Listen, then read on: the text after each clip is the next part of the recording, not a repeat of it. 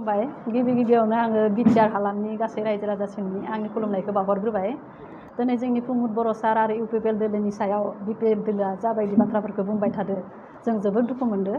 मानो होनोब्ला जोंनि प्रमद बर' सारा माने बर' हारिखौ फानना जानाय आरो माने बिटिआरखौ फानना जानाय बाथ्राखौ बुंनायनि थाखाय जों जोबोद दुखु मोनदों।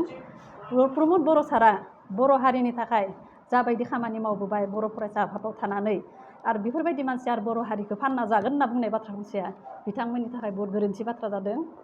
आरो लोगोसेयावनो जोंनि प्रमद बर' सारा राजनितिकआव फैनायनि गुबै जाहोनानो जाबाय हाग्रामा महिलारि सारजों दैदेनजानाय बिपिएफ सरकारा जाबायदि खामानिफोरखौ मावदोंमोन बिटिआरखौ खुंनाय समाव बेफोरखौ नुनानै माने जोंनि प्रमद बर' सारनि गोसोआव मोनसे गाबखांनाय फैदों।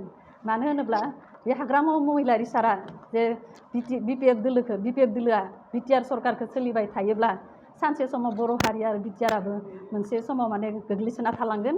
बेखौ नुनानै बिथाङा माने दुखु मोननानै आरो बिथाङा बर' फरायसा आफादखौ दोनथ'नानैबाबो माने राजनितिकआव आगान होनो गोनां जादों। आरो राजनितिकआव फैनाय लोगो लोगोनो बिथाङा राजनितिकआव फैनाय लोगो लोगो इलेक्सननि सिगाङाव जाबायदि बाथ्रा होदोंमोन बै बाथ्राफोरखौ दिनै लासै लासै मावफुंगासिनो दोङो। आरो ओमफ्राय बिथाङा आरो इलेक्सननि सिगाङाव जाबायदि आइजो माहारिनो बाथ्रा होदोंमोन जे माने 75,000 रां होगोन सेल्फ हेल्प ग्रुपफोरनो बे बाथ्राफोरखौबो दिनै नै दा बावैसो जाफुंसार होलांगासिनो दोङो। गिबियाव जोङो 25,000 रां होदों आरो बिनि उनाव आरो 25,000 मोनथाम स्टेप खालामनानै 75,000 रांखौ माने होनायनि थाखाय आखायाव लादों। आरो बिथांमोननिफ्राय जों माने बाथ्राखौ खोनानो मोन्दों जे 25,000 रांखौ होनानैखि बिसोरो बेयावनो फोजोबगोन होननानै बुंदों किसुमाना, खिन्थु बे बाथ्राया नङा। जों मोनथाम स्टेप खालामनानै होनायनि थाखाय आखायाव लादों। आरो लोगोसेयावनो जोंनि प्रमद बर' सारा जोंनि बिटिआर ओनसोलाव गोग्लैसोना थानाय गोरिब गुन्द्रा न'खरनि रोंगौथि गोनां फरायसा फरायसुलिफोरखौ माने आवगायलांहोनो थाखाय सोलोंथाइ बिथांखौ जौगाखांहोनायनि थाखाय बिथाङा माने बहुत मोजां खामानि आखायाव लादों। जाय माबानि थाखाय जों दिनै गोरिब गुन्द्रा न'खरनि रोंगौथि गोनां फरायसा फरायसुलिफोरा माने फ्रि कचिंनिबो सुबिदाखौ मोननो हादों। जाय कचिंनि गेजेरजों जोङो दिनै डक्टर इन्जिनियार IAS IPS जानायनि सिमां नुनाय बेफोरखौ माने जाफुंसार होनो हागोन होननानै आं सानो। आरो बेफोरबायदि कचिंखौ लानो थाङोब्ला दिनै गोबां फैसानि दरकार जायो, जायनि थाखाय माने जों गोरिब न'खरनि बा गोरिब गुन्द्रा न'खरनि मानसिफोरा माने गथ'फोरा गोसो थासेयावबो माने बेफोरखौ माने होनो हाया। बिनि थाखाय गथ'फोरा जाय अफिसार IPS UPSCनि माने कचिंखौ लानो थाङो बेफोरखौ माने हाया जायो।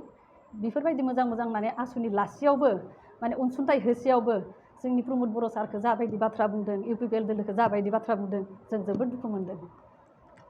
बुंनो नाङा दिनै हाग्रामा महिलारिनि बाथ्राखौ बुंनो थाङोबाथ' जोंबो जेरैबायदि जोंनि प्रमद बर' सारखौ लासिं सिं होननानै बुंदो थिग तेनका जोंबो बुंनो थाङोबा हाग्रामा महिलारि सार बिथांखौबो जों लासिं सिं होनना बुंनो हायो।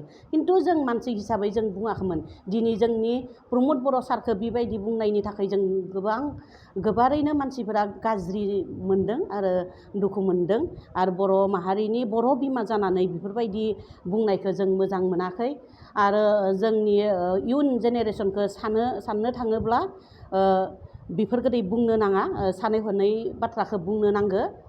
जोंनि चिफ प्रमद बर' सारा दाल' नङा गोबां बहुद बोसोराव लागै साननानै दङबा जोंनि हारिखौ माबोरै मोजाङै लांगोन, जनगोष्ठीखौ माबोरै मोजाङै लांगोन। दिनै जोंनि बिटिआर सुक्ति जानायनि उनाव प्रमद बर' सारा जेरैबायदि मोजां लामाजों आगान सुरबोदों, रावदोबो नांलाय खमलाय गैयै मोजां साफ्रोमबो गासैबो जनगोष्ठीजोंनो मिलायनानै सोलिबोनो हानायखौ मावदों।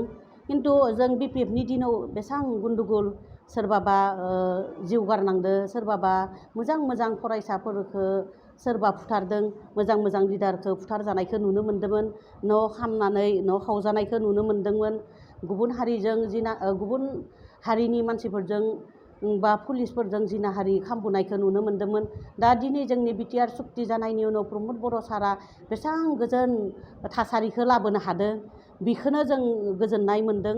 आरो गोबां खामानि मावलांगोन बिथाङा जेब्लासिमलागै जोंनि बिटिआरनि प्रमद बर' सारा थागोन अब्लालागै जोंनि बे गासै जनगोष्ठियाबो मोजाङैनो थागोन होननानै आं सानो आरो जोंनि इउपिपिएल दोलोआ माब्लाबाबो जोङो जिरायनानै थाया आरो डाउनाव थाया बिथांमोना बुंदो जे जों बिपिएफ सरकारखौ लाबोफिनगोन खिन्थु जोङो माब्लाबो जों बिपिएफ सरकारखौ लाबोनो होआ खिन्थु जोंनि इउपिपिएलआनो जोंनिया थांनानै थागोन बयबो रायजो राजाफोरा नुगासिनो दोङो गोरों गोराफोरा नुगासिनो दोङो खिन्थु सानैसो आइजोफोरा बिपिएफनि दिनाव गोबां मोनजानानै दा मोनजाहैखाय इखिनि बाथ्राखौ सोंखारिनानै बाथ्रा बुंदो बेखौनो आङो बुंनो थाङो जि जोंनि प्रमद बर' सार बायदि मानसिखौ बेबायदि बुंनायखौ नोंसोरो बाङाय गोसो हमथानानै बुं बेखौनो बुंनानै आंनि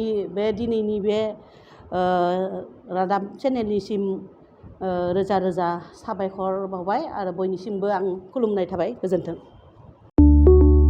30 बोसोरनिफ्रायनो देहायारि जोथोननि बिथिङाव बुहुमनि बयजोंबो फोथायजानाय लोगोसे साबसिन आरो रावजोंबो रुजुजायै गोरोन्थि गैयै फिथाइनि रादाय होग्रा एप'ल' डायग्नोस्टिक्सआ नोंथांमोननि साखाथियाव सौफैबाय बे एप'ल' डायग्नोस्टिक्स सेन्टाराव थैजों सोमोन्दो थानाय गासिबो बेराम कभिड-19 बेराम खि हासुदै आरो गुबुन गुबुन बेरामनि आनजाद खालामनाय जायो नोंथांमोनहाबो आनजाद खालामफैजानो हागोन थंआ जाबाय क'क्राझार टाउननि मालदां बाजारनि साखाथियाव थानाय रिलायन्स पेट्रल पाम्पनि उल्टाथिं रोखायै मिथिनो थाखाय नोंथांमोनहा 60015171003 नाम्बाराव सुलु लानो हागोन एप'ल' डायग्नोस्टिक्स सेन्टार क'क्राझार